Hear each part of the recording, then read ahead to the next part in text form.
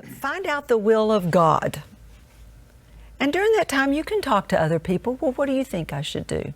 You want to listen to people who have wise counsel. God puts those people in our life. But find out the will of God, not the will of your parents, not the will of this one. Input is good, but there comes a time we need the will of God. We need the will of God. And he says, then don't confer any longer with flesh and blood. Then get your job done at any cost. So a friend of mine, Gina, she had actually worked here in the ministry. In fact, worked for you, Pastor George, when you were over publications. Right. And moved to another state, but she would still doing contract work, and she would come to Texas from time to time and be in the office for a few days, coming, I think, from Oklahoma.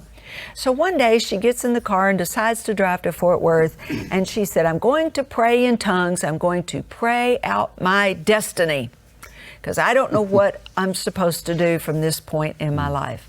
So she gets in the car and it starts to rain. Raining. The windshield wipers are going back and forth. She's praying in tongues, and she sees my face come up in front of her, like on the windshield. Look like some sort of Tom Cruise movie or something. Up it comes on the windshield. What is that? Go away. And there I am. So, well, she must need prayer right now. So she's prayed for me a little bit. Now I'm going to go back. I'm praying about my destiny. Remember how we talked about setting your sail, set your mind, set your purpose on what you're praying about? So she did. She's praying in tongues. It's raining. Windshield wipers are going in. There's Terry Pearsons again. And so, okay, I get it. I guess I'll have to pray about my destiny later. Terry, I wasn't Pastor Terry at the time, must need my praying. So she prayed all the rest of the way from Oklahoma to Fort Worth, several hours praying in tongues through the rain for Terry Pearson. Gets there and finds out it was my last day in the television department. I'd been the producer for the Believer's Voice of Victory for many years, and the Lord had said, it's time to end that phase of your life and to take another road. So she said, oh, that must be what it is. Well, God bless her. God bless her day. Praise the Lord. So a few years passed by. In the meantime, about 3 years later, we start pastoring the church. Then, after that, I start teaching prayer school and teaching on prayer.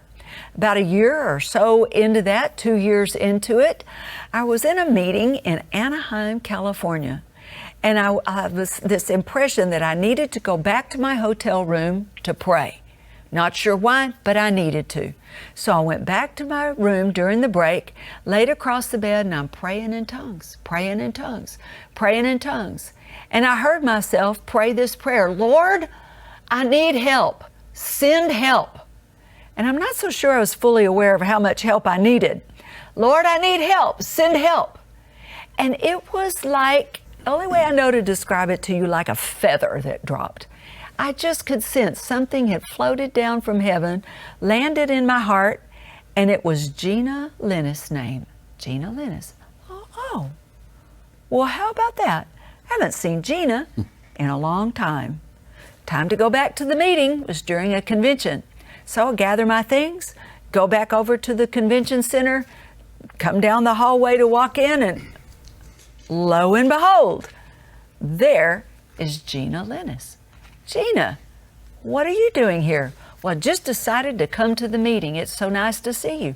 What are you doing these days? Well, I'm about to move back to Fort Worth. You know, we moved to Colorado even. Really? But you're moving back to Fort Worth? Yes, I am. Do you think you might want to come and speak for my prayer group or my prayer class I'm teaching? Oh, I could. Well, let me make the longer story short at this point. She did, even driving a long distance. In fact, when I invited her to do that, I must tell you this, she thought, oh my goodness, I said I'd do that, but that is over an hour drive from where we're going to live. I don't want to drive an hour to go there. I don't want to drive an hour to go to church there. While she's saying this within herself, Brother Copeland stops his message midstream and makes this statement. It doesn't matter how far you have to drive to be in the will of God. Pray in tongues for that hour, and you'll pray out the plan of God.